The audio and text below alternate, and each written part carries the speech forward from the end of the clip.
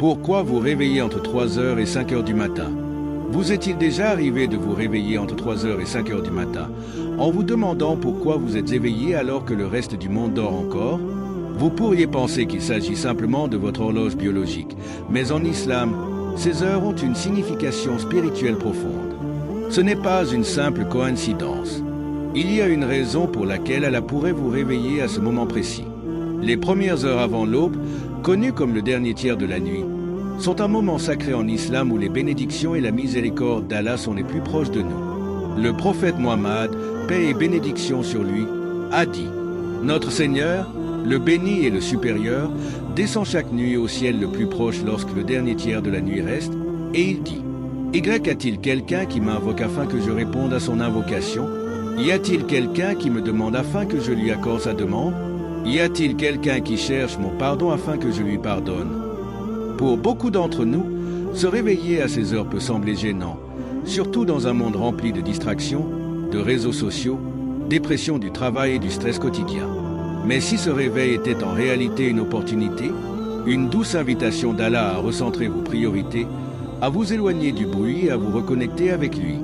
Dans cette vidéo, nous allons explorer cette action puissante que vous pouvez accomplir lorsque vous vous retrouvez éveillé à ce moment sacré.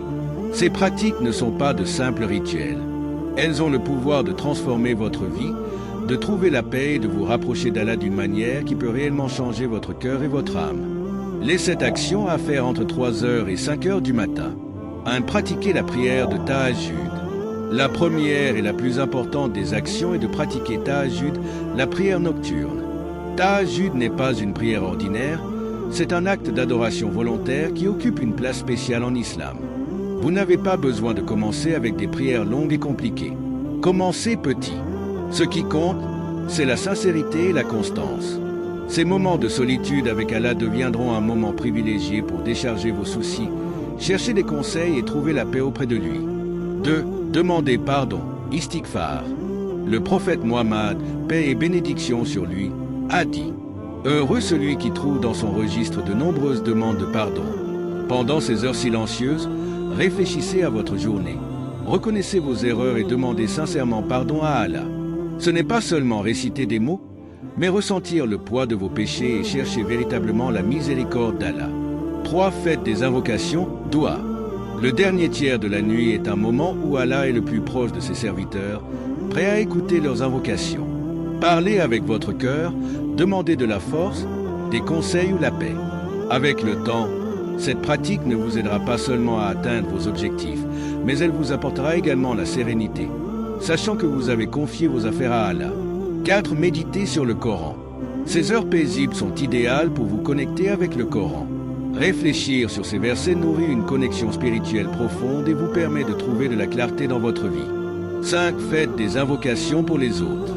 Ne priez pas seulement pour vous-même. Priez pour votre famille, vos amis et pour l'ensemble de la communauté musulmane. Cet acte désintéressé favorise l'empathie et renforce votre lien avec l'Oumma, la communauté musulmane. 6. Réfléchissez à votre but dans la vie. Profitez de ce moment pour réfléchir à votre objectif de vie. Posez-vous des questions profondes sur vos actions et leur alignement avec la volonté d'Allah. Une réflexion régulière peut vous aider à ajuster votre chemin de manière significative. 7. Planifiez votre journée avec intention.